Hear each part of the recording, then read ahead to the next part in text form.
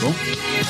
Bom, o nosso tema do congresso, 5º Congresso de Psicanálise de Brasília, é psicanálise e a ciência diante do mal-estar da subjetividade e da cultura na contemporaneidade. Vamos à nossa palestra magna. A temática central desse congresso é o conceito de mal-estar, central na segunda tópica freudiana. O mal-estar na cultura é o texto mais célere de Freud e uma das obras mais importantes e influentes do século XX.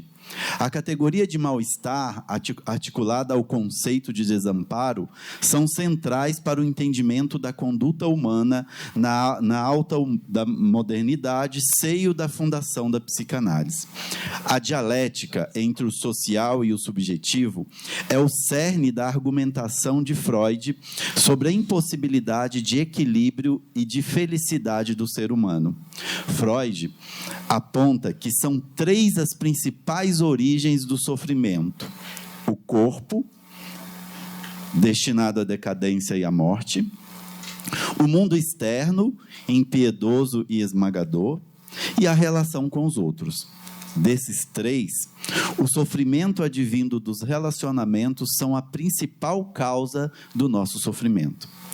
Nossos desejos têm que esperar, princípio da realidade, e precisam ser negociados o tempo todo com o outro. Quais são as possibilidades e limitações da felicidade no laço social? É possível equilibrar os desejos subjetivos com as expectativas e as aspirações da cultura? O mal-estar, portanto, é uma categoria fundamental para entendermos o estatuto dos sintomas do nosso tempo e o papel da psicanálise na atuação da clínica e da cultura. Quais são as manifestações do mal-estar na contemporaneidade? Para refletir sobre essas e outras questões que interpelam o nosso trabalho diariamente na clínica social, nós vamos convidar o professor, doutor, psicanalista Alexandre Simões para proferir a conferência magna de abertura do 5º Congresso. E todos nós já conhecemos Alexandre Simões, mas quem é Alexandre? É psicanalista, graduado em psicologia pela UFMG, com mestrado e doutorado, ambos na linha da pesquisa dedicada à teoria psicanalítica, também pela UFMG. Dedica suas pesquisas a partir de Freud e Lacan e à psicanálise na contemporaneidade e no campo da subjetividade e saúde coletiva. Atua como professor universitário desde 1993. Atualmente é docente efetivo da Universidade do Estado de Minas Gerais, nas cadeiras voltadas à psicanálise e também à drogadição.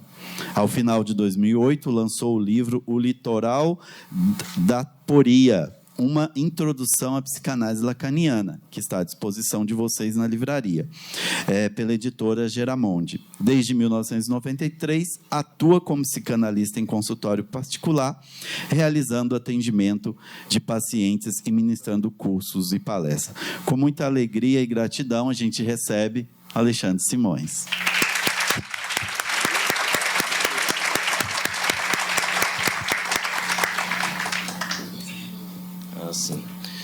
Muito boa noite, é uma satisfação estar aqui com vocês. Agradeço todo o empenho, quanto à organização, os diálogos que nós tivemos aqui nos últimos meses, para que estivéssemos aqui hoje. Estava aqui nos bastidores, ouvindo, acompanhando a mesa de abertura, que me causou uma impressão muito positiva e que acredito, quase até vai tornar desnecessária a minha conferência, de tão interessante que foi.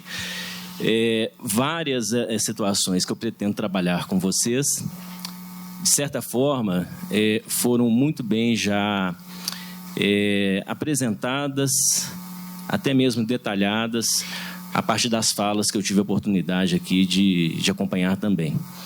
Como eu disse, é uma satisfação estar aqui com vocês, estar junto aqui, sabendo que temos pessoas daqui, muito empenhadas com a instituição, muito envolvidas, muito desejosas quanto à sustentação da psicanálise, os desafios da sustentação da psicanálise em nosso mundo. e pessoas também de várias outras regiões do país que aqui estão.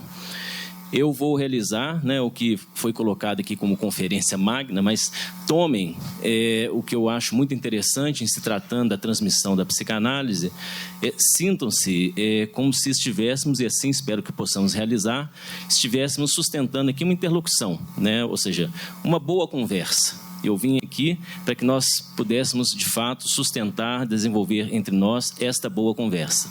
Estarei aqui desenvolvendo alguns argumentos, mas até mais ávido, pelo que combinamos, pelo momento posterior de debates, e sintam que o debate já inicia aqui a partir desse convite para que tenhamos uma boa conversa.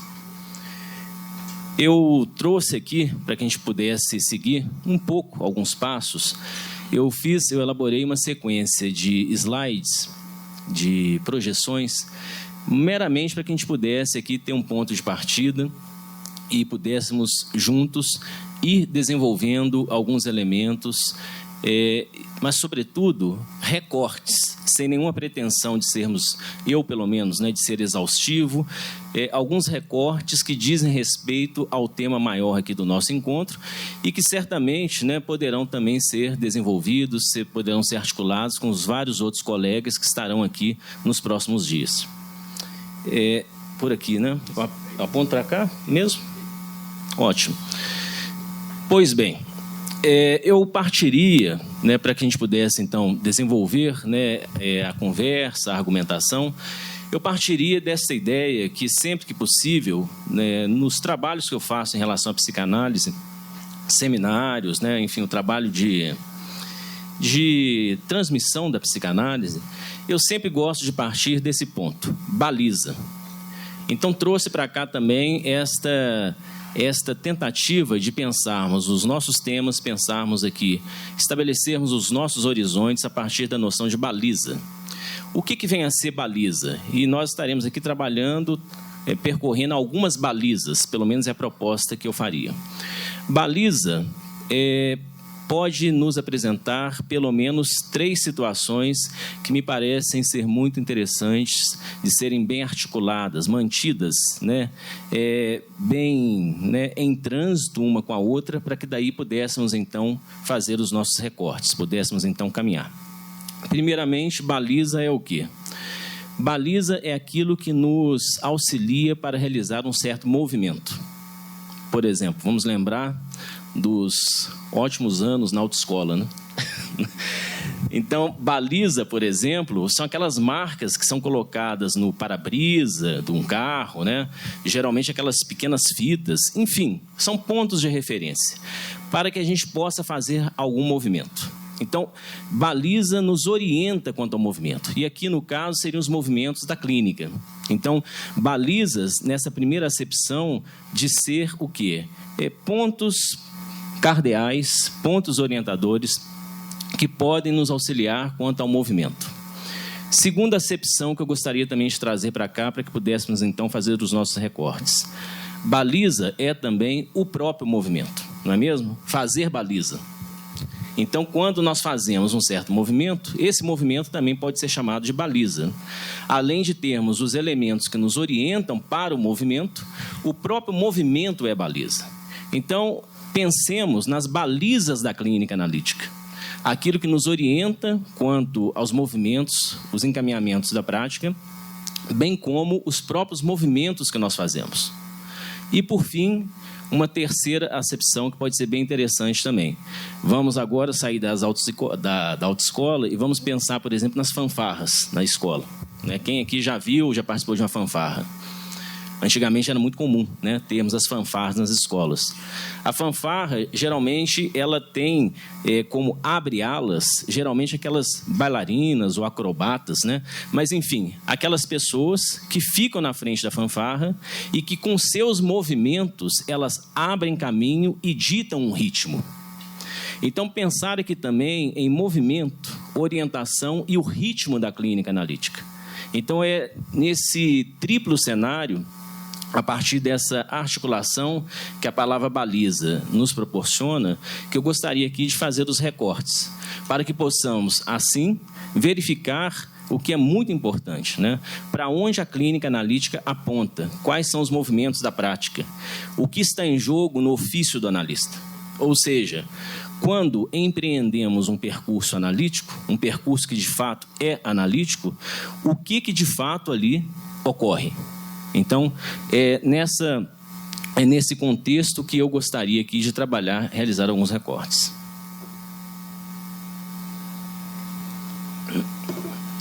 Bom, como já foi muito bem apresentado aqui na abertura da mesa, não há como desvincularmos qualquer discussão com propriedade que se faz sobre o mal-estar que não articule necessariamente a temática do mal-estar a Sigmund Freud. Isto já é bastante difundido, é um ponto de partida. Aqui no evento, acredito que nós estaremos inúmeras vezes falando disso, mas é sempre interessante reiterar e, ao mesmo tempo, tentarmos o quê? Extrair as boas consequências. O que de fato está em jogo quando Freud nos introduz no momento avançado da psicanálise, no final dos anos 20, no início dos anos 30, que é um momento de virada das grandes formulações de Freud. Estamos ali no momento chamado de segunda tópica do aparelho psíquico, não é mesmo? Estamos não só na segunda tópica, mas nós estamos no momento que Freud vai extrair grandes consequências do que já é a segunda tópica, que foi estabelecida inicialmente em 1920. Então, é a porta de entrada, por exemplo, para os textos sobre o feminino, que traz aí uma série de questões que tem muito a ver com o que foi falado aqui inicialmente, não é? Aqui na mesa. Então, a localização do texto, o mal-estar na civilização, é uma localização bem interessante e vale lembrarmos, o que veio antes e o que virá depois. Gostaria, então, que nós mantivéssemos isso por perto e daí trouxéssemos para cá o termo que é a base da palavra, a base da noção, o termo que Freud nos apresenta e como usualmente ele faz com vários conceitos. Freud constrói conceitos a partir de palavras usuais da sua língua, não é mesmo? Então, são palavras usuais, são noções que são trabalhadas por Freud, articuladas ao espaço da clínica, ou seja, o que se passa na clínica, ao acontecimento com o qual Freud lida diariamente, e dali é que ele vai dando precisão a essas palavras, transformando-as em noções e daí a pouco, de fato, engendrando, estabelecendo conceitos. Então temos aqui Amberhagen, que é a palavra a partir da qual nós a traduzimos como mal-estar. Não é? Mesmo que nós não conheçamos muito bem, se for o caso, pode ser que tenhamos aqui, e vai ser muito bom se tiver, alguém que conheça bem a língua alemã. Mas mesmo que não conheçamos, nota-se que este prefixo, ele é uma negação, o an. Como, por exemplo, nós temos na nossa língua portuguesa a negação com a palavra, por exemplo, a, não é? Por exemplo, atópico. Atopos, não é? Anomalia. Então, semelhante ao que acontece conosco, Freud recorre a uma palavra que ela se inicia já com algo que vai negar o que virá depois, Amberhagen. E é daí que, então, tem essa negação do estar bem, Behagen, estar à vontade, estar bem localizado. Então, é algo que nos retira essa condição de estarmos à vontade, estarmos bem localizados. Resta saber, certamente, à vontade e bem localizados quanto a quê, não é? Mas é por aqui que é a palavra, e daí a pouco a noção, e quem sabe, por que não, o conceito de mal-estar é produzido, é constituído, é engendrado por Freud. Agora, como toda palavra alemã ou da nossa língua, não é? O alemão é uma língua tão rica, todas as línguas são ricas, mas o alemão especialmente é uma língua tão rica quanto a nossa língua. E é muito comum E isto Freud muito bem utiliza, tanto que sabemos, né, Freud ele ganhou um prêmio Goethe. Então ele sabe muito bem escrever, lidar com as palavras, extrair ao máximo aquilo que a sua língua lhe proporciona. Aqui nós temos algo dessa ordem. Amberhagen, que é traduzido por mal-estar, vamos nos lembrar, na língua de Freud, tem alguns outros sentidos que fazem fronteira com o mal-estar, certamente, mas que quando nós estamos mais advertidos com relação a esses outros sentidos, nós, creio, podemos ter uma precisão a mais no que tange a problemática do mal-estar, as incidências dessa problemática em nós e, sobretudo, o que muito me interessa, né? Como lidar com isso na clínica. Não podemos perder de vista que a psicanálise ela é eminentemente uma prática.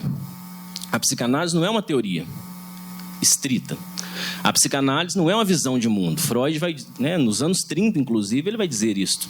A psicanálise oferece uma visão de mundo, está lá nas novas conferências introdutórias sobre psicanálise. Weltanschauung, na palavra enorme alemão, né?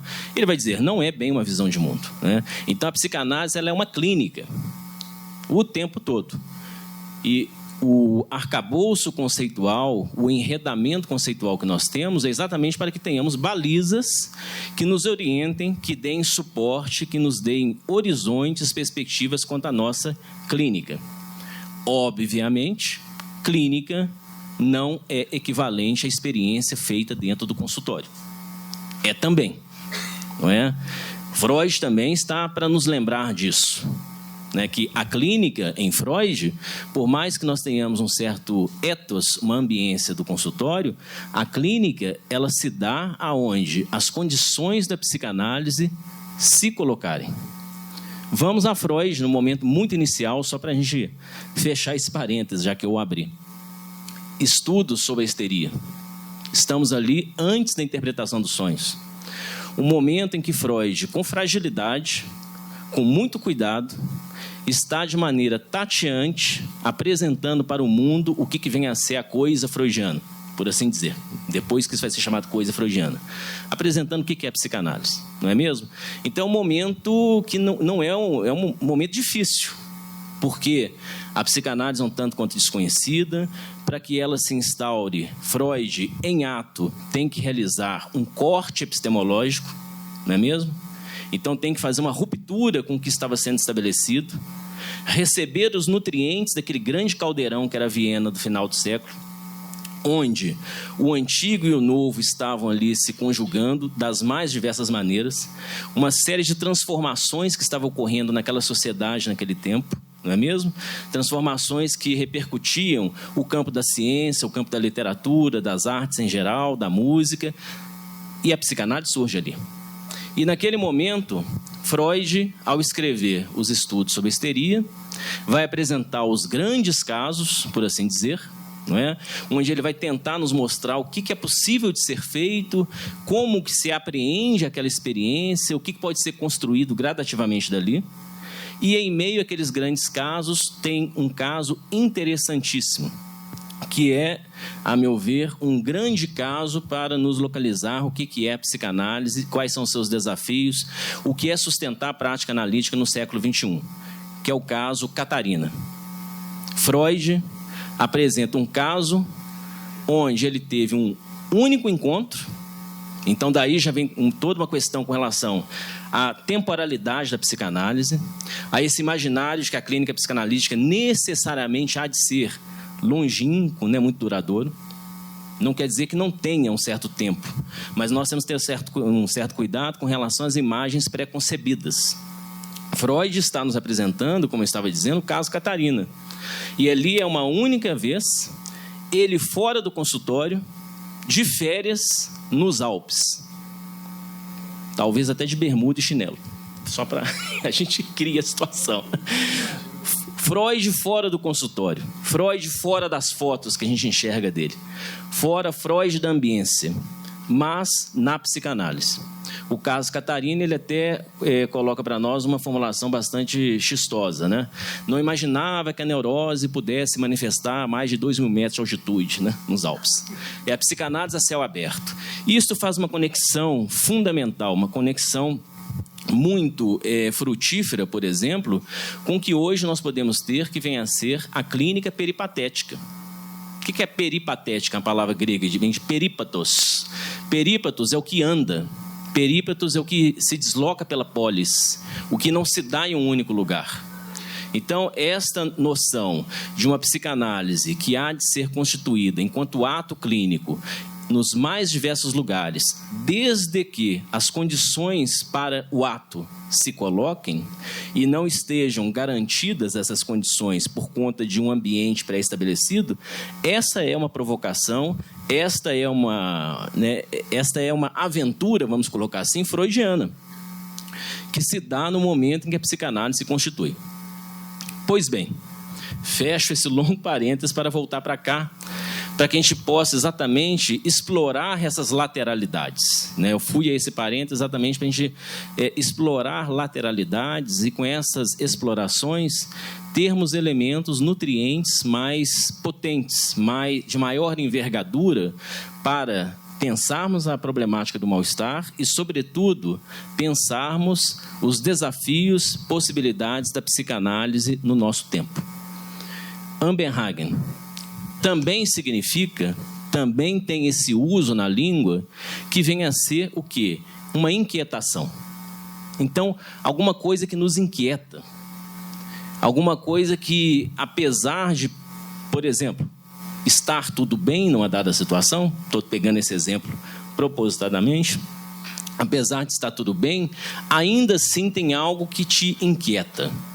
Então, Ambenhagen também se aplica a uma situação dessa ordem. Não é só, por exemplo, uma inquietude evidente. Está tudo mal e estou muito inquieto. Meu mundo está em ruínas. Dora chegando a Freud, né? Dora chega a Freud e vai dizer que o mundo dela está em ruínas, não é mesmo? E Freud está escutando Dora. Então, Dora é uma cena de chegada de uma paciente a Freud e uma cena de chegada prototípica, porque vários pacientes chegam, né? Vários sujeitos chegam a nós nessa condição. Ela chega denunciando a desordem no mundo, não é mesmo? Dora vai falar mal, né, de sua mãe, vai falar, minha mãe não tem brilho, minha mãe só fica limpando a casa. Depois ela fala uma coisa, não sei se vocês já ouviram, ela vai falar uma formulação muito dela. Os homens não prestam, né? Dora fala. Né? Meu pai não presta, né? O senhor K, que é o amigo de família, não presta. Ninguém presta. E Dora está, então, falando disso. Ou seja, o que Freud vai dizer, o mundo de Dora está em ruínas. Então, certamente ali nós temos uma cena de inquietação, de inquietude, de desassossego.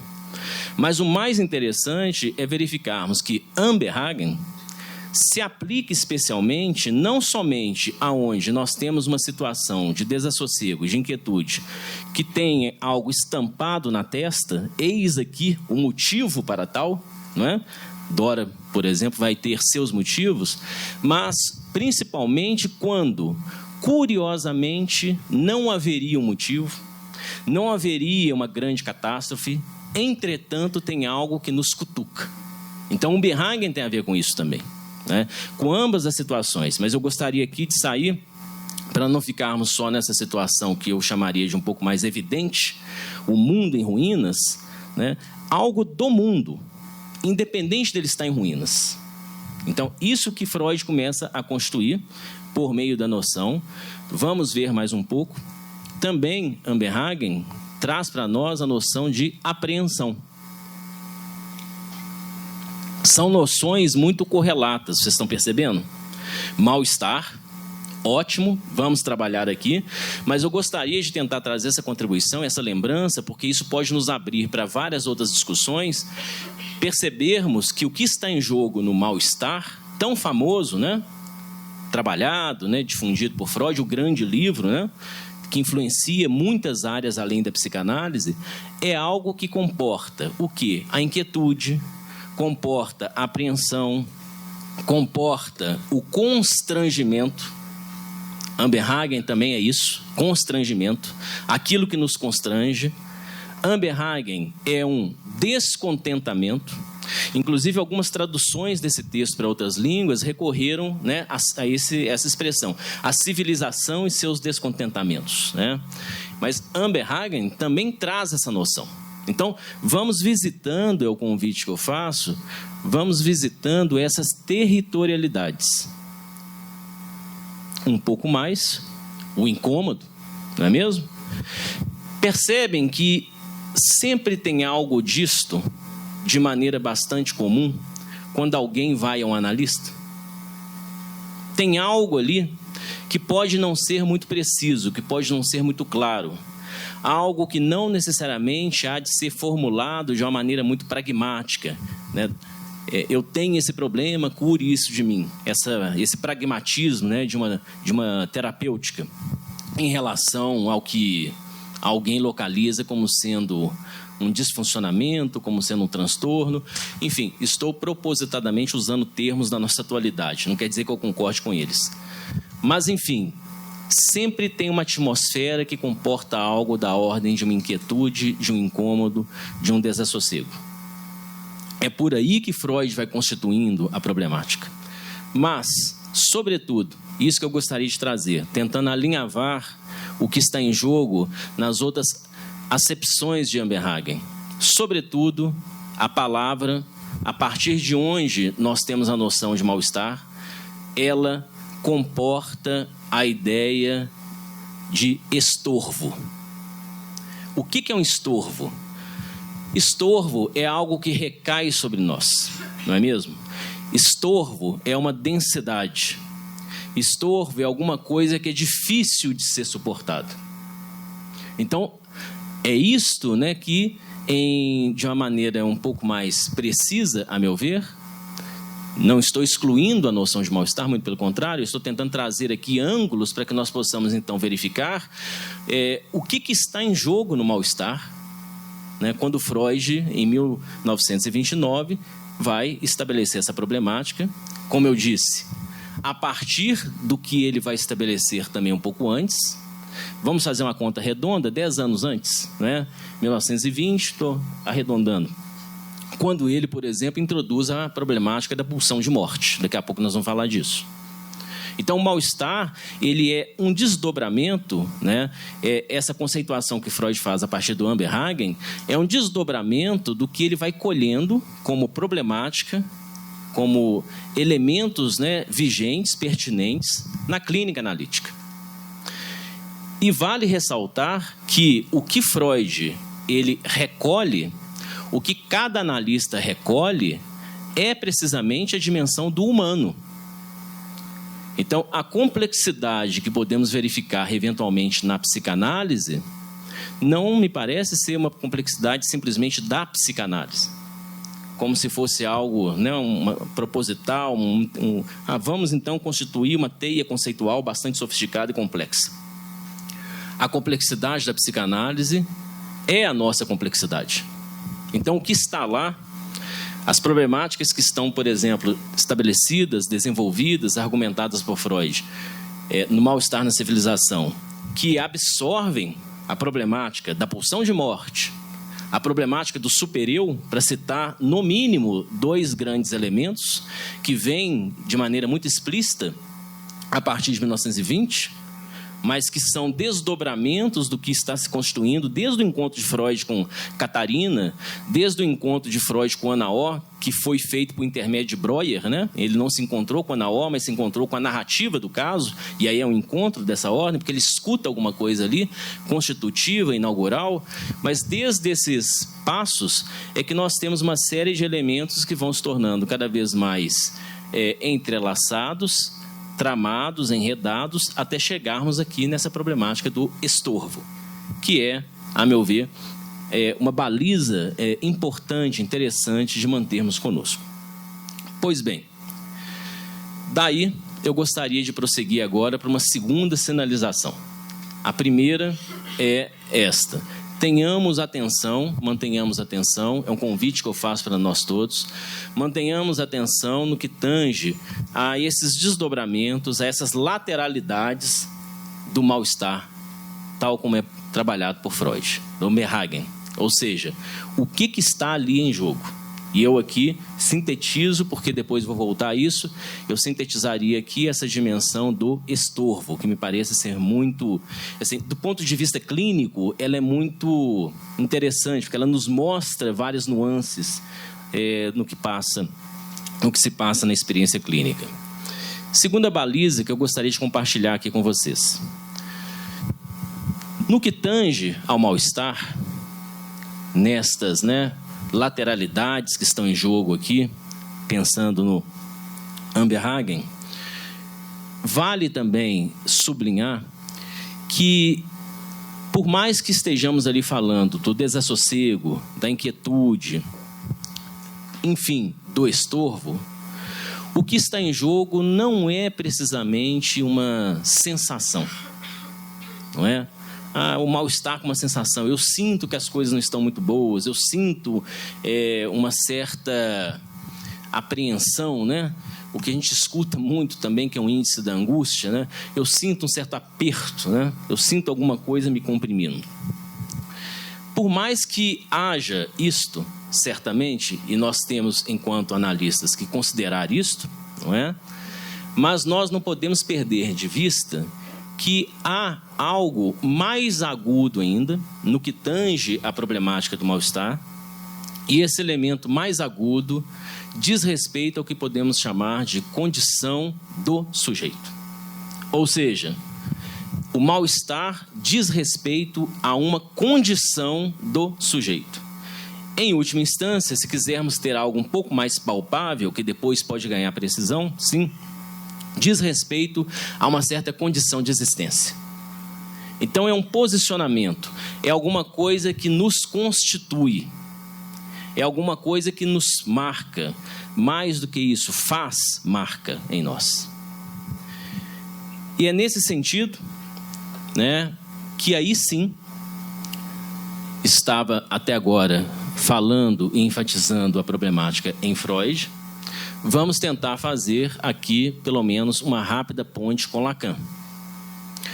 É aqui, quando de fato nós, com uma precisão maior, podemos verificar que o que está em jogo é uma posição do sujeito, depois vou desenvolver isso um pouco mais, mas quando precisamos isso, aí sim podemos verificar uma possível ponte com Jacques Lacan, no que tange a esse tema, quando, especialmente num dado momento, em uma passagem, a meu ver, muito significativa, não é a única passagem que podemos ter, não é o único momento que podemos ter, onde encontramos uma certa conjugação das formulações do mal-estar em Freud com apontamentos feitos por Lacan.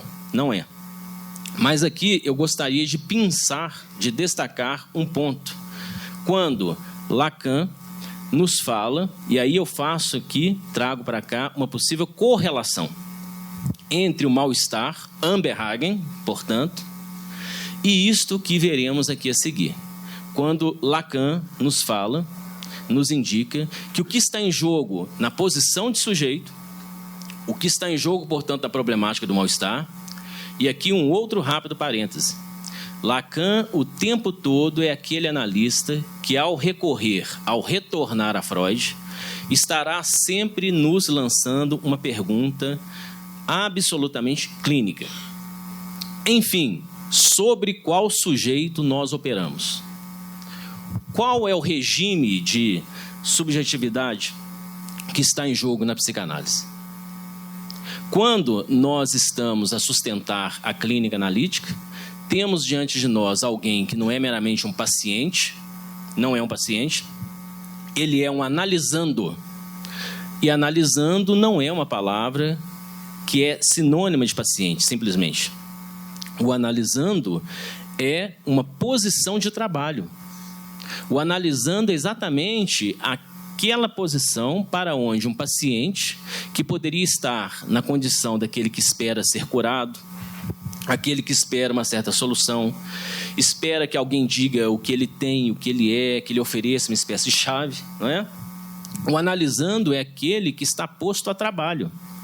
É aquele que, aí sim, para fazer aqui, trazer uma precisão maior, é aquele que, aí vamos a Freud, para depois seguir a Lacan, é aquele que Freud nos lembra. A transferência, ou seja, por onde uma psicanálise sempre se desdobra, o laço que se estabelece entre o analisando e o analista, a transferência, que Freud, né, nomeia como Obertranho, né, Obertranho. A transferência é da ordem de uma travessia. É interessantíssima essa passagem.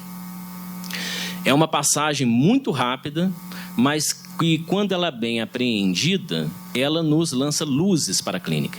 Onde que se encontra essa passagem, para quem quiser ir lá extrair as devidas e boas consequências? Essa passagem é uma rapidíssima passagem que se encontra no texto Recordar, Repetir e Elaborar. Freud está escrevendo grandes textos enfaticamente sobre a transferência. Por exemplo, A Dinâmica da Transferência, 1912, 13, né? Observações sobre o amor transferencial. Então, são textos emblemáticos que estão ali nos artigos sobre técnica. Freud tentando dar conta, construir balizas quanto ao que está em jogo na transferência.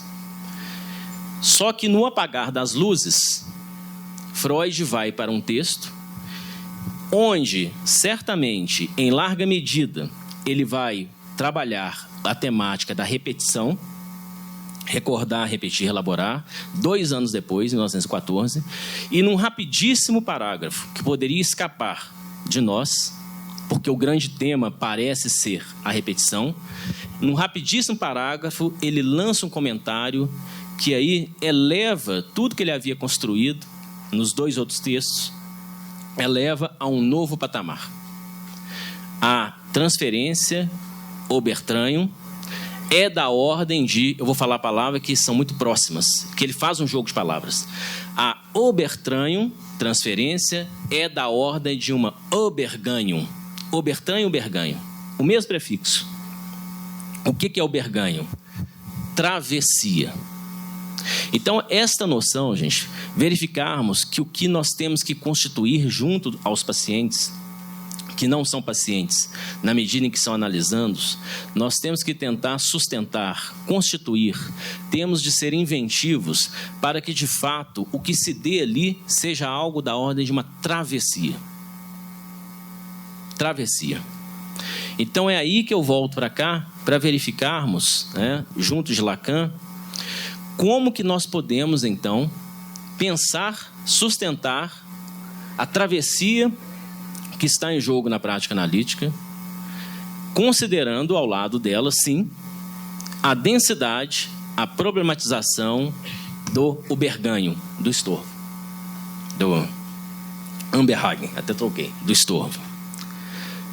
Lacan, num dado momento, nos fala dos homens da verdade. E vai nos mostrar, de certa maneira, como que o que está em jogo na discussão freudiana sobre o mal-estar, de certa maneira, se articula com o que ele localiza como homens da verdade.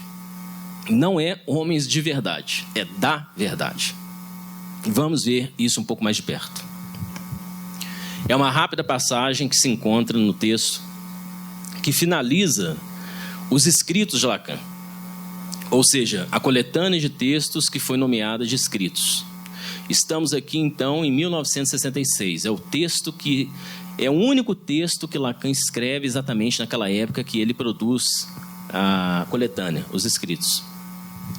E neste texto, que traz também elementos riquíssimos, gente, para a gente, por exemplo, discutir a psicanálise na atualidade, as relações da psicanálise com a ciência, que não, segundo Lacan, não tem nenhuma, não passa pelo lugar de ser ou não ser, mas passa por uma outra dimensão, mas fica isso para outro dia. Neste texto, Lacan vai dizer algo, a meu ver, bastante provocativo e que pode nos auxiliar a extrairmos as devidas consequências do alcance que Freud nos propõe, das discussões, né, que ele nos propõe no mal-estar na civilização. Num dado momento, Lacan diz: únicos homens da verdade que nos restam. Ele vai dizer que nós temos que considerar que, de alguma maneira, nos restaram 3 homens da verdade. E aí ele sinaliza: o agitador revolucionário,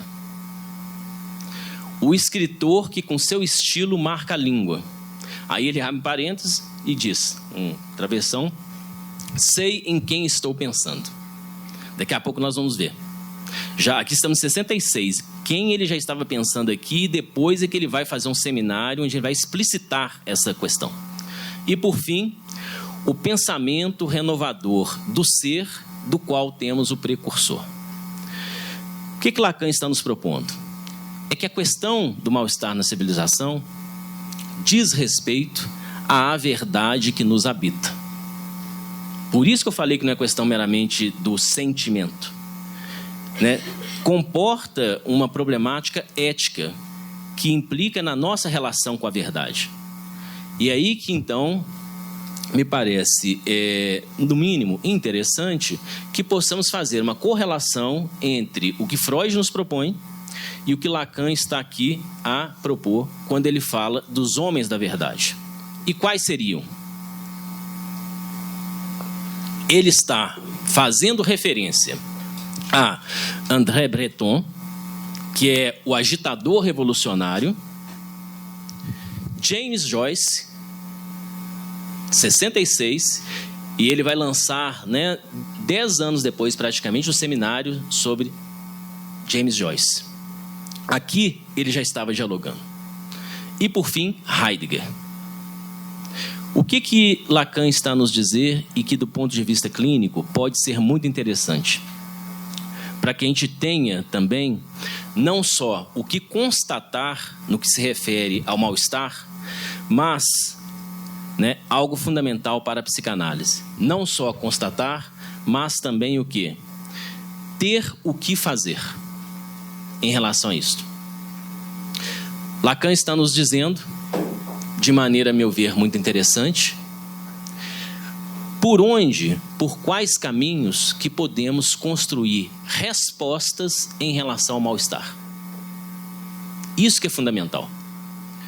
E isso que é interessante em Freud e em Lacan.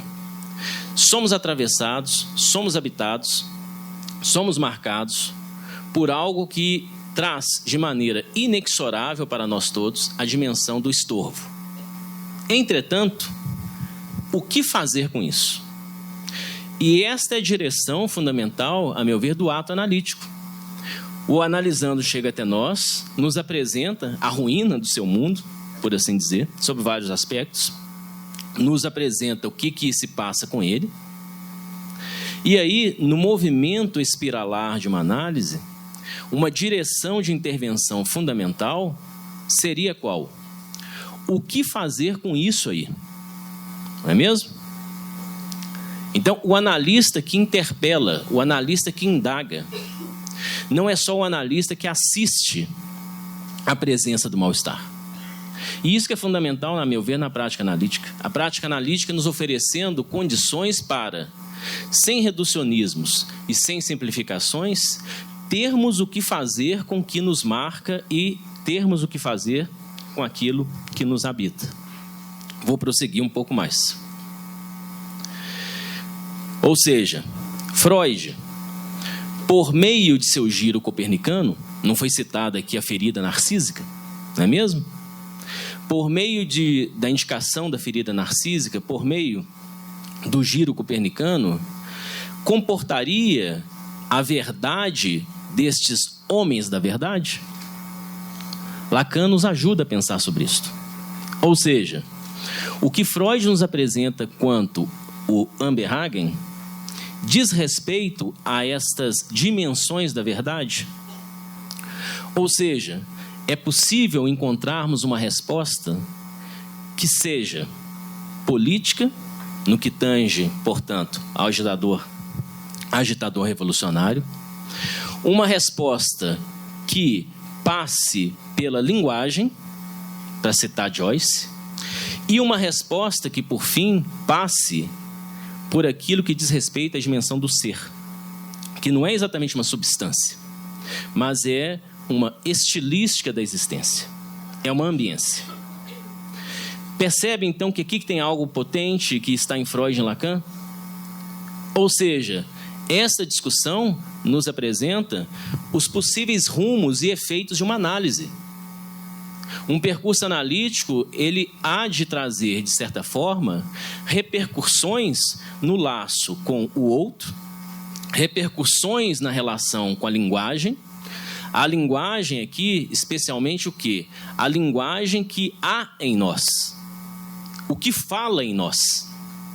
Não há nenhuma análise que pode avançar se nós não conseguirmos ouvir várias vezes aquilo não somente que nós falamos, mas aquilo que fala em nós enquanto estamos falando.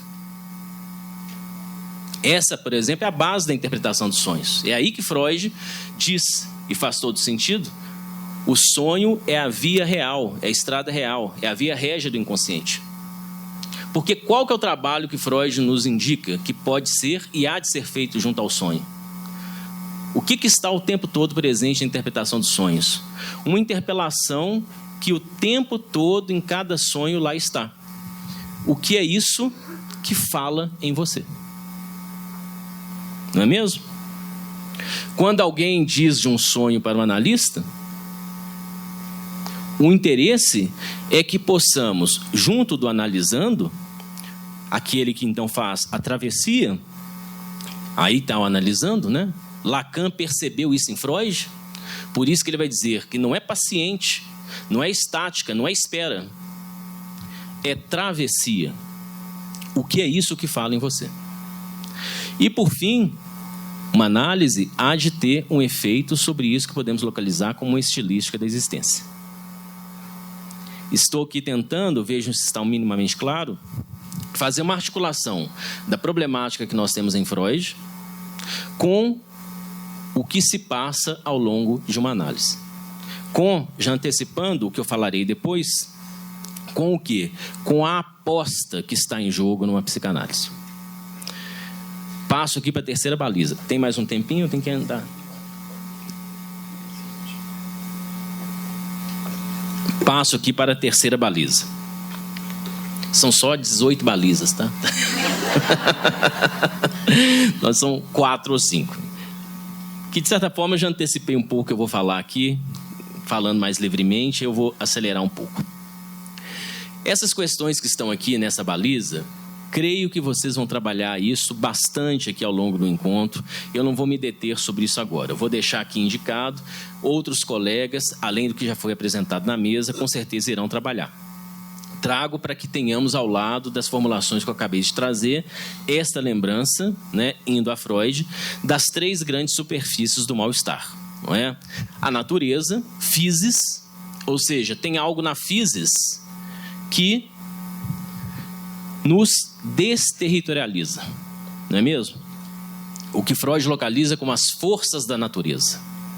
Ele vai dizer que ali tem algo que nos desassossega. Tem algo que pode recair sobre nós naquela dimensão do estorvo. E com o que eu estou propondo aqui, nesse paralelo, tem algo ali que aponta para a nossa relação com a verdade. Esse ponto para mim é essencial. A nossa relação com a verdade. E não só a sensação de não estarmos muito bem. O corpo, também já foi dito aqui, não é mesmo? O corpo, na medida em que ele vai nos indicar que tem alguma coisa ali que vai ser marcada, né, pela finitude. Se formos pensar o que Freud nos traz como a transitoriedade. Então, a finitude, cronos, o tempo, a finitude, o limite, tem algo no corpo que vai nos indicar que não está tudo ali sob o nosso controle. Então, também deixo aqui, né, a possibilidade de outros colegas depois desenvolverem. E o laço social, ou seja, a relação com o outro, que Freud também, num texto, vai localizar como sendo: o laço social é da ordem do encontro de 2 porcos espinhos numa noite fria. Não é a famosa imagem de 2 porcos espinhos numa noite fria. Se eles estão longe demais, eles podem morrer congelados.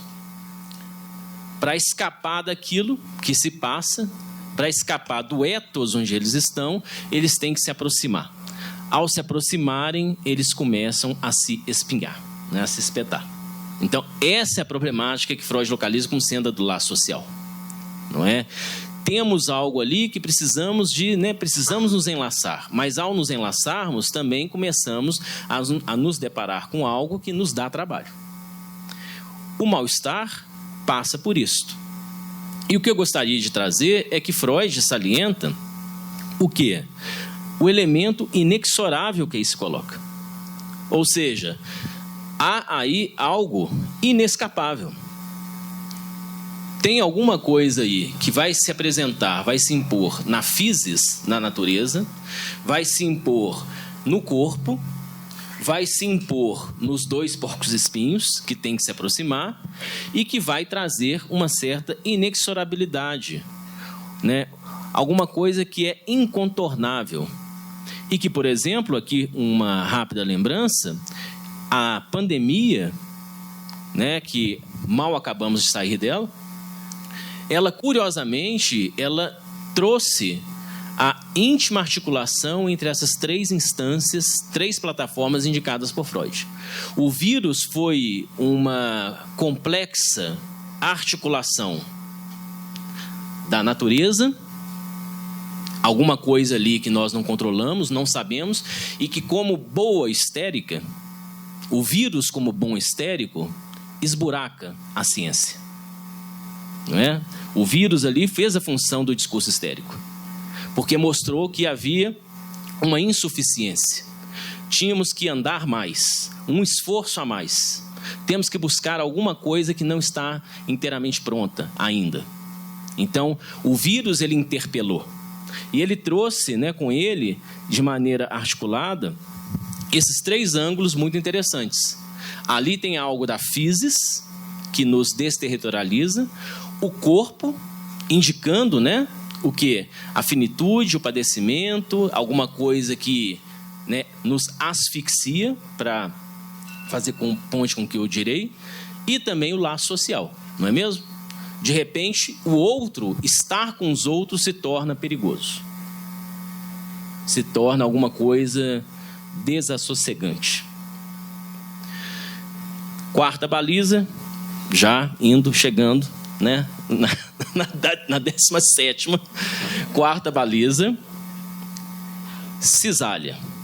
É isso? Agora vamos a Lacan novamente, fazendo sempre esta ponte entre Freud e Lacan. Me parece que é sempre interessante esse movimento para termos boas balizas no que tange a prática analítica. Isto cai sobre nós.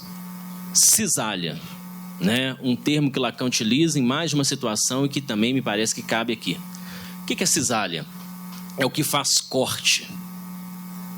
A cisalha é uma espécie de guilhotina. Então, o mal-estar é isto que recai sobre nós, o estorvo é isto que recai sobre nós, tal qual uma cisalha.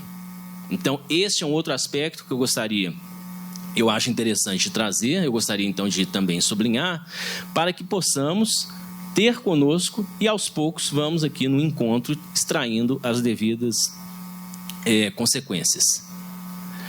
A cisalha, para que nós possamos então avançar aqui um pouco mais no que tange a Ubenhagen, a cisalha então ela vai trazer algo da ordem de um encontro.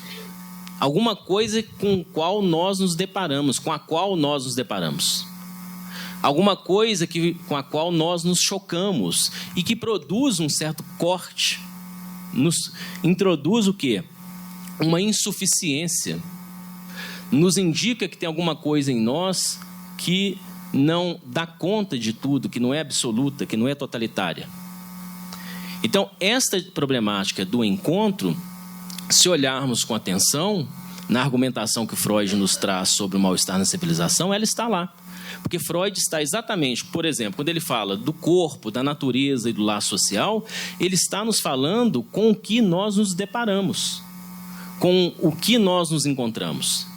E aí sim é que nós podemos encontrar em Freud um elemento muito importante que pode nos indicar de qual ordem é este encontro, quando Freud nos fala da castração. Ou seja, a problemática do mal-estar, se conseguirmos ouvir que ela comporta algo da ordem do encontro, ou seja, nós nos chocamos com algo no mundo, e isto com que nós nos chocamos no mundo, em Freud tem um nome muito preciso. Freud nomeia isso de castração. Então a problemática do Amberhagen traz para nós o quê? A castração. Que em Freud, se quisermos, abrir a problemática, da castração, se quisermos esmiuçar a problemática da castração, o que Freud nos fala sobre a castração, poderemos encontrar precisamente esse tipo de formulação. O que é a castração em Freud? É o encontro exatamente com esta condição inexorável. Não há como evitarmos isto. Tudo não terás. Tudo não serás. Não é mesmo? A castração incide em nós, nos colocando, por isso que eu falei no início aqui, de uma condição de sujeito, com relação a Amberhagen. Tudo não terás, tudo não serás. Então, mantenhamos por perto. Outro convite. A castração traz isso. A problemática de castração traz isso em Freud. Portanto, de certa forma, a problemática do Amberhagen também traz isso para nós. Castração. Não podemos deixar de fora, quando falamos da castração, de algo absolutamente importante para Freud, muito frisado. Especialmente Lacan, ele soube extrair as consequências, a envergadura desse tipo de situação. O encontro que tanto chama atenção em Freud, na trajetória de Óidipus, onde Freud estabelece, a partir de onde ele vai estabelecer o Édipo, e castração e Édipo, são elementos inteiramente conjugados, mas quando Freud nos fala do Óidipus, ele está a ressaltar o encontro com a esfinge.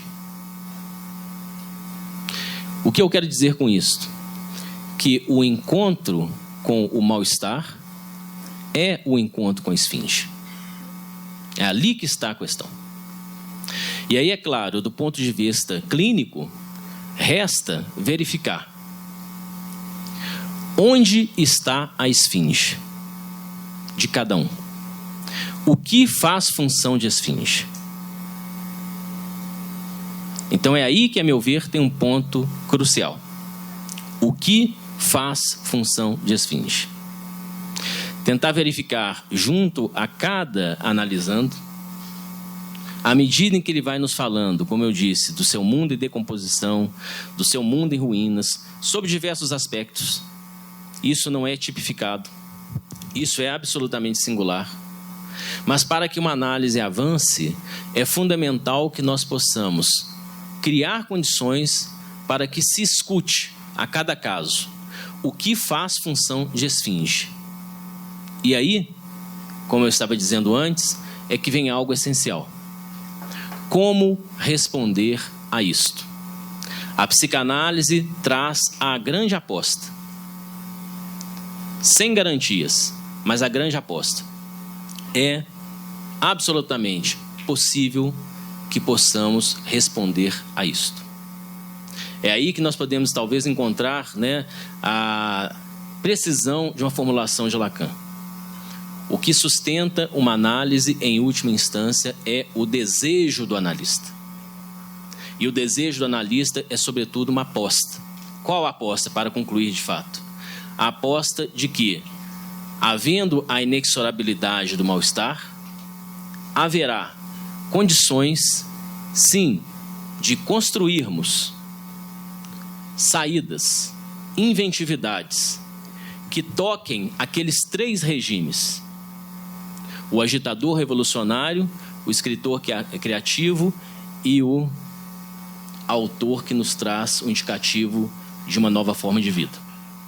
Política, linguagem e existência são horizontes fundamentais para respondermos ao mal-estar. Para a gente ter o debate, eu fico por aqui para que a gente possa conversar, tem outros elementos, mas vamos privilegiar, como eu disse inicialmente, que possamos aqui estabelecer uma troca. Fiquemos então com esses horizontes, como convite para pensarmos aí ao longo dos nossos encontros.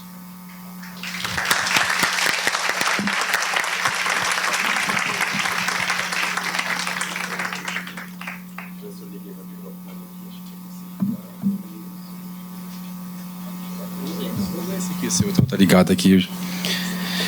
Professor, muito obrigado. Alexandre Simões, então, abrilhantou o nosso evento aqui com essa abertura. Nós escolhemos o mal-estar como uma categoria central no nosso congresso, porque é muito atual, né, esse momento da gente pensar qual o papel da psicanálise diante do mal-estar, né, que é estabelecido por Freud aí como uma categoria de fundamento mesmo no nosso trabalho, né? A gente tem que pensar como é que isso hoje se organiza, entendendo que o sistema econômico, social, tenta suturar o mal-estar das condições de existência, né? Com a ideia de que a castração pode ser burlada, de que assim como ter tudo, algumas pessoas não conseguem, não dão conta ou não têm mérito para isso, mas é possível ter tudo, é possível passar por cima da castração, é possível obter, comprar, adquirir tudo, né? E a psicanálise, então, ela precisa pensar qual é o seu papel diante disso, diante desse momento de alta modernidade, de neoliberal mais acirrado, né? Diante da ideia de que o mal-estar pode ser algo que pode ser contornado, né? Então, dentro, você pode obter saúde mental, você pode obter outras coisas, você pode adquirir, né, a felicidade. Então, acho que o texto de Freud é muito atual, muito presente, muito pertinente para a gente pensar qual o nosso trabalho, né? O nosso trabalho diante dessa questão que nos interpela hoje em dia. Como é que a gente pode... Como é que a psicanálise pode existir diante dessa pressão em obter, né? Obter tudo, não ser castrado de fato, né? Que é o que a gente vive hoje tão forte. A pragmática de uma terapêutica, né? Eu achei que foi interessante quando você colocou essa questão que é algo que a gente precisa pensar. Acho que nesse momento atual, que é muito, a gente está em que lado nesse sentido, né? E como é que a gente pode sobreviver como uma ciência, uma área do conhecimento diante dessas pressões sociais. Então, são essas questões iniciais que a gente vai tentar organizar aí o nosso debate. A gente vai ter, então, a Camila e o Anderson vão passar, né, recolhendo as perguntas de vocês. É um momento muito rico agora, porque a gente pode ver essa sintonia e ampliar um pouco mais esses conceitos, essas questões que foram aqui levantadas, né? A Camila vai recolher as perguntas escritas, que a gente possa fazer uma organização aqui e tentar responder, não tudo, porque tudo não é possível, né? Nós já sabemos bem disso, mas a gente vai tentar dar conta de algo, né? Em relação às perguntas, e algumas também nós vamos fazer oralmente. A gente pede que as pessoas que forem se colocar de forma oral sejam sucintas, objetivas, que evitem testemunhos, depoimentos e que foquem naquilo que a gente precisa efetivamente tratar, para que dê espaço também para que outras pessoas possam participar. Tá bom? Então, quem gostaria de abrir esse momento de debate, pode ficar à vontade, que a gente leva o microfone até vocês. Só levantar a mão assim que a gente leva o microfone. E o Anderson está aqui, mas a Camila, para poder recolher as perguntas escritas, a gente vai fazendo aqui uma organização rápida, uma leitura, né, dessas perguntas, um comentário também sobre elas. E quem quiser falar, pode ficar à vontade agora. Vamos abrir para umas 3 ou 4 participações. Parabéns à escola pelo seminário. Alexandre, prazer ouvi-lo. Sou Roberto.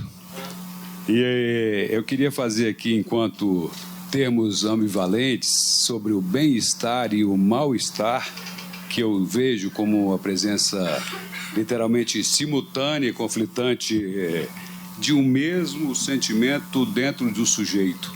Eu queria que você pudesse, se for possível, falar sobre esses dois bem e mal-estar ao mesmo tempo dentro do mesmo sujeito. Boa noite a todos.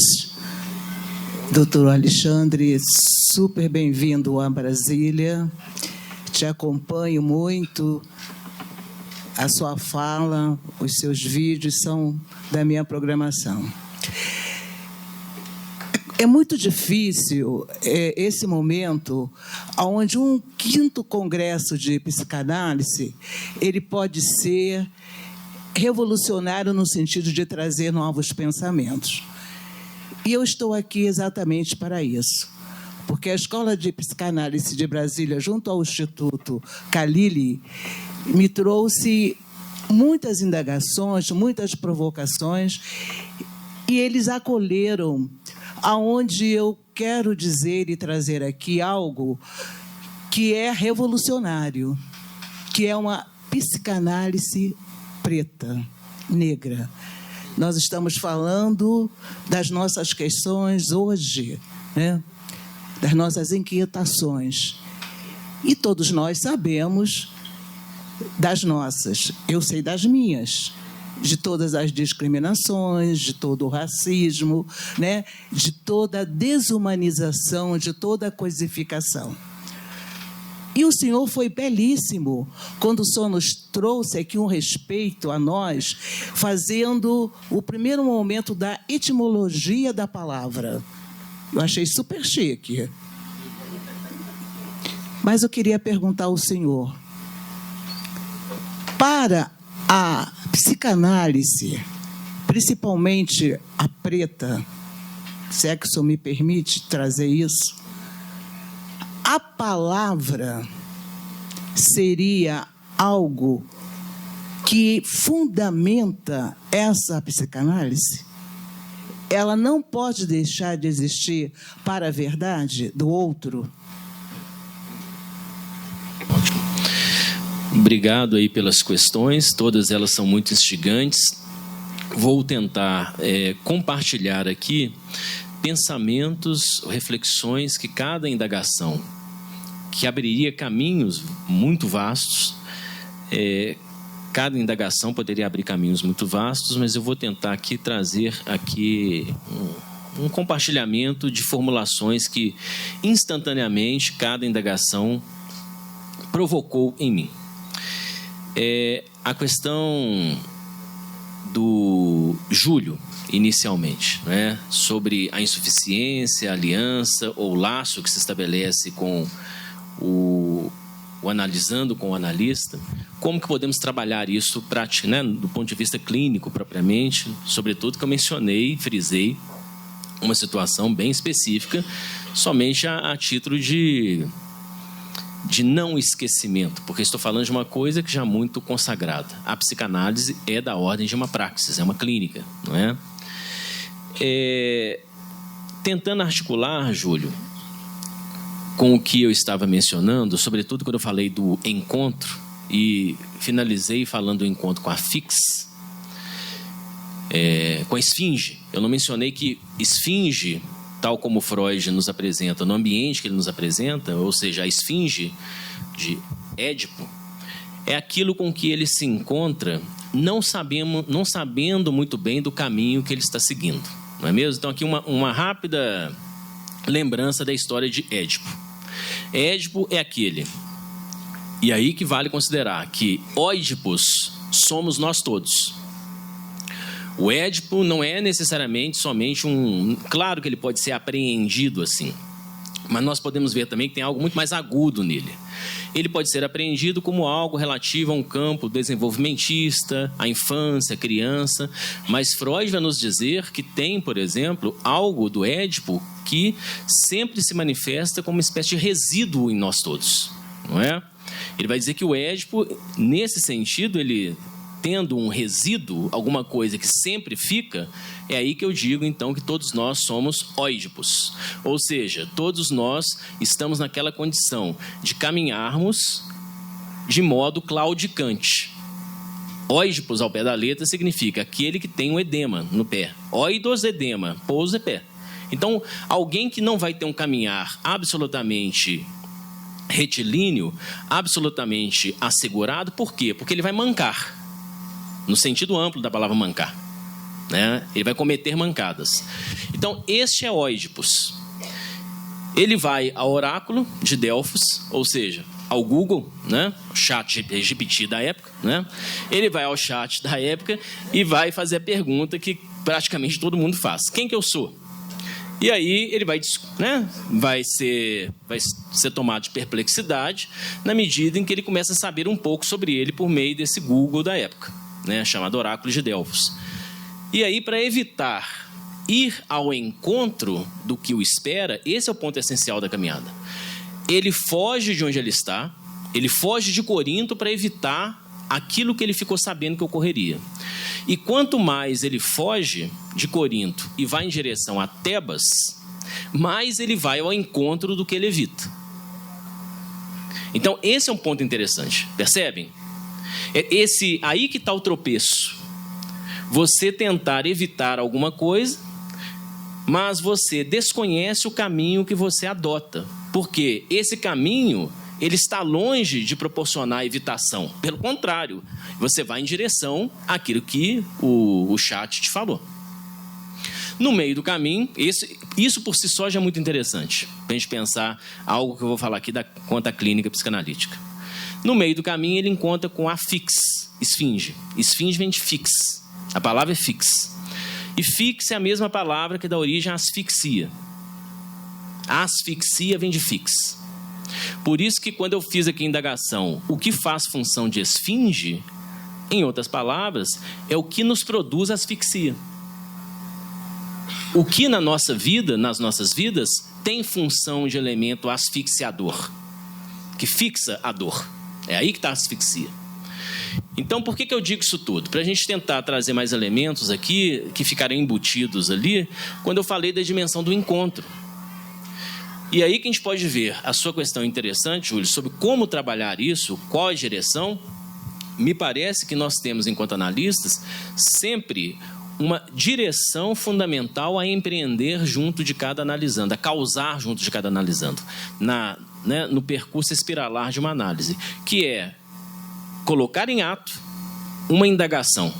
Não quer dizer que eu vá fazer essa indagação, porque aí isso é aberto a uma série de variações. Mas colocar em ato, sustentar a indagação para cada analisando, é o que faz com que uma análise avance. Quando você se encontra com isto, com o que você está se encontrando? Então, isso que é fundamental. O analisando chega para nós e vai falar do seu impasse com relação ao homem, do seu impasse com relação à mulher, de seus infortúnios no trabalho, de seus infortúnios, infelicidades em meio à vida familiar. Não é isso? Quando você se encontra com isto, com o que você está se encontrando? Aí que é algo fundamental que faz com que a análise avance. Porque aí a gente verifica, estou tentando dizer sobre como trabalhar, é produzir, colocar analisando a trabalho nesse grande vetor que é essa indagação analítica. Porque é aí que a gente consegue trabalhar, constituir algum saber sobre dois pontos cruciais que o tempo todo se conjugam. A relação do sujeito com o objeto, não é isso? E, sobretudo, o sujeito enquanto objeto. Aí que é o ponto essencial, que tem a ver já com a questão. Sujeito enquanto objeto. Que é, se formos olhar, não vou entrar em detalhes agora, mas se formos olhar com todo o cuidado, só um apontamento, é o que Lacan aponta como sendo a passagem do primeiro andar do grafo para o segundo, o giro na análise. Uma análise gira quando, em vários momentos, por meio da indagação maior, afinal de contas, com o que você está se encontrando? Aí voltemos lá a Dora. O caso Dora. Freud faz esse movimento com Dora. Minha mãe não é um modelo de mulher para mim. Dora falando. né? Minha mãe não brilha. Minha mãe não se apresenta como aquilo que pode me indicar um caminho. Aí a gente sabe que caminho é esse, com relação ao desejo, com relação ao feminino, etc. Os homens não prestam, porque papai e o senhor K se juntaram, né, para fazer um comércio de mulheres. Então ela está denunciando. Meu pai está tendo caso com a senhora K, que é casada, obviamente, com o senhor K. Enquanto isso, ele faz vista grossa para o senhor K fazer a corte naquele tempo dele. Tudo bem. E aí o que Freud nos indica magistralmente? As histórias que um paciente traz nos interessam não exatamente por aquilo que é dito nelas, mas por aquilo que está nelas. Dora, quando você se encontra com isto, com o que você está a se encontrar? Aí faz giro. É o que Lacan vai chamar de retificação subjetiva. E aí o segundo giro, que aí é tentando responder um pouco, não é responder, comentar a sua questão, Júlio, sobre como trabalhar, é buscar junto aos analisandos exatamente isto. Você traz para mim uma insuficiência, você traz uma história, você traz o seu tropeço, você traz o seu andar edípico, que são as mancadas, não é isso? Afinal de contas, você está se encontrando com o quê? O que é isso que está aí? E por fim, como você está aí? Porque é aí que você trabalha exatamente o que, como eu estava dizendo antes, a problemática da pulsão de morte. A pulsão de morte em Freud não é a morte que vem ao final da vida. Não é isso a pulsão de morte. Freud não está escrevendo, dizendo, nós vamos morrer. Tem essa questão, é claro, mas Freud está dizendo, tem uma notícia um pouco mais complexa. É a morte em vida. A problemática da pulsão de morte é a morte que incide em nossas vidas, transformando nossas vidas em vidas mortificadas. É aí que Freud vai mostrar que é a grande questão. Você pode estar vivo e, entretanto, sua vida mortificada. Por quê? Porque ali, diante da voracidade da demanda, você está na condição de objeto. E isso é fundamental de ser trabalhado numa análise, né? Ou seja, diante do que o sujeito se degrada em objeto. Expressão interessantíssima que Lacan lança lá na Subversão do Sujeito. Belíssima, a meu ver. Desvanecimento do sujeito. O sujeito se desvanece. O que é desvanecimento? É um ocaso. Ele vai apagando, vai se apagando. Então, a meu ver, a questão é essa. E já fazendo ponte um pouco com a questão da Neide Rafael, muito prazer também, Neide, questão importantíssima, atual, contemporânea, onde nós podemos verificar que, mais do que nunca, eu entendo que essa questão da psicanálise preta, da psicanálise que lida com o que até então estava muito esquecido, né? E que ela deve assumir como sendo questão dela, não é? Por exemplo, até mesmo quando Lacan fala, vamos rapidamente no seminário 20, ele vai dizer, toda essa questão que eu venho falando sobre significante, sobre a linguagem, sobre a língua, que está lá naquela formulação que eu trouxe, não é nada separado do corpo. Aí ele fala para a sua plateia, a audiência, o corpo, ele deveria deslumbrá-los mais, a nós todos. A associação livre, a análise, subjetividade, toca o corpo. E aí sobre vários aspectos, o corpo erógeno, o corpo esburacado, o corpo pele, o corpo cor, o corpo traço, o corpo buraco. Então é aí que a questão da linguagem é pertinente, mas desde que nós não façamos uma dicotomia que não se sustenta. Como se a questão da linguagem, do dizer, estivesse separada, como se fosse esse é o universo da psicanálise e esse não é. Não. O universo da psicanálise é, por isso que Lacan vai dizer, né, o corpo, né, o que são as pulsões? E aí a gente tem que pensar então nessa questão da pulsão de morte. Como trabalhar com o que é o encontro de cada um com o objeto. Encontro com o objeto não é só eu me encontrando com o objeto, é eu me fazendo de objeto, me oferecendo sem me dar conta. Ou seja, eu me oferecendo como objeto diante da demanda. Diante da demanda seria o que aqui? Voracidade. Qual voracidade é essa que recai sobre você? Que fome é esta? Para a qual você se oferece como nutriente, como alimento, como pedaço de carne, como libra de carne, né? Trabalhar isso é fundamental. né? Aí que Lacan vai dizer, né, o que é a pulsão? O que são as pulsões? As pulsões são o eco no corpo, pelo fato de haver um dizer. O dizer faz eco no corpo. Então, certamente, né, a questão, né, da sexualidade, da história, da pele, da marca, no sentido amplo, o que faz função de pele em cada um, o que faz função, né, de marca em cada um, e as consequências disso. Quando eu falo consequências disso, não são consequências isoladas dos porcos espinhos, é consequências na relação com o que há de espinhoso na vida, por conta dessa, né, dessa corporeidade, por conta desse traço. Acabou que já passei pela sua questão, assim, né, aqui, tentando responder, entendendo que tem pertinência quando você pergunta, com esse detalhe que para mim é um detalhe precioso. E por fim, a questão do Roberto, né?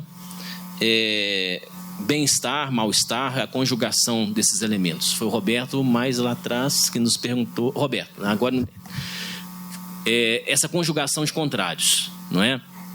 Como eu disse inicialmente, há uma indagação que Lacan sempre nos propõe. Por que eu falo dele? Porque eu acho que ele nos oferece enormes balizas para a clínica. Não é por uma fidelidade a ele, mas é pela elucidação que ele nos proporciona quanto ao nosso ofício, ao fazer analítico. E ele vai nos propor, como eu disse, uma indagação constante ao longo do seu ensino. Em vários momentos, essa indagação ela é explicitada, mas, sobretudo, ela é uma indagação embutida, que é aquela que eu mencionei aqui de início. Enfim, operamos sobre qual regime de subjetividade? O analista lida com o que na sua clínica? E aí, precisamente nesse texto que eu tinha citado, A Ciência e a Verdade, é um momento de luz disso, não é o único, mas ali sim, é muito significativo. Lá ele vai dizer, o sujeito sobre o qual nós operamos é o sujeito dividido. É um sujeito que necessariamente ele vai o tempo todo trazer um encontro e o desencontro com ele próprio, sob diversos aspectos. É um sujeito que, aí vamos a Freud, 1919, o tempo todo estará atravessado por essa conjugação constante entre o familiar e o estranho, sem dicotomia, porque isto é algo articulado o tempo todo. O familiarmente estranho. Então, é nesse sentido que, por exemplo, vamos pensar o próprio percurso de uma análise. O dizer e o desdizer, a contradição, fazem parte, né, do percurso de uma análise. Por isso que eu falei de um percurso espiralar, né? Quantas vezes algo é dito numa direção e, daí a pouco, pode ser dito em outra direção. E compete, a meu ver, ao analista não esperar uma simplificação. Afinal de contas, qual é a direção? O analista ele há de saber muito bem sustentar uma análise a partir do I e não a partir do ou. O I conjuga, o I articula. Não é? Já está posto, essa dimensão já está muito bem posta por Freud, se nós formos olhar, inclusive muito antes do texto chamado Estranho, que ele é um texto magistral, que dialoga muito com pontos que aqui foram traçados pelas observações de vocês, que é um texto até muito inicial, o sentido antitético das palavras primitivas. Se não estão muito bem lembrados desse texto, se não está na ordem do dia, visitem. Freud dizendo, a palavra, a nossa relação com a palavra comporta o tempo todo a relação entre contrários.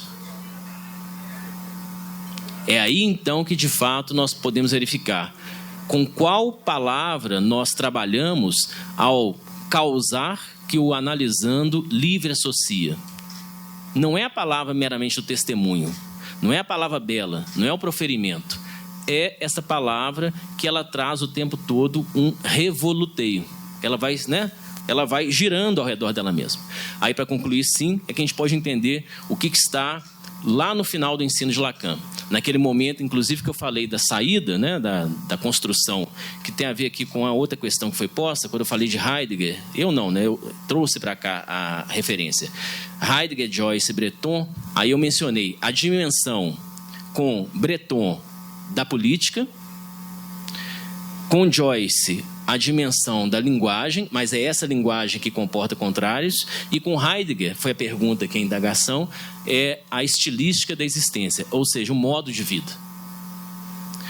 Querendo dizer com isso que um percurso analítico, de alguma maneira, se ele é bem sucedido, ele lança repercussões que tocam a dimensão da política, da nossa relação com a linguagem, da nossa relação com o modo de vida.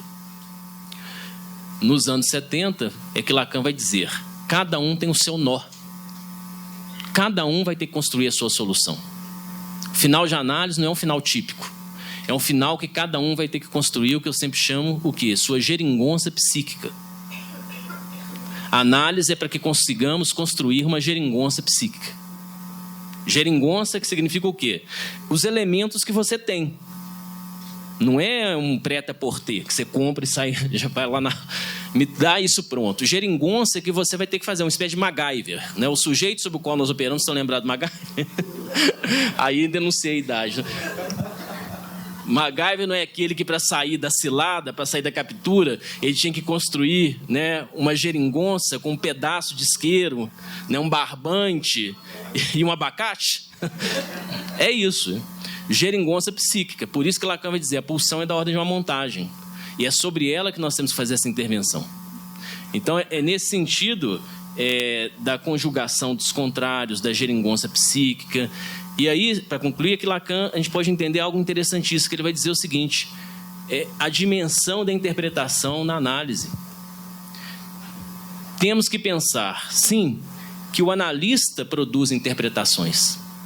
Mas em qual sentido? Não é no sentido explicativo. Interpretação muito bem localizado. É um dizer que promove ondas. Isso que é interpretação. Dizer que promove ondas.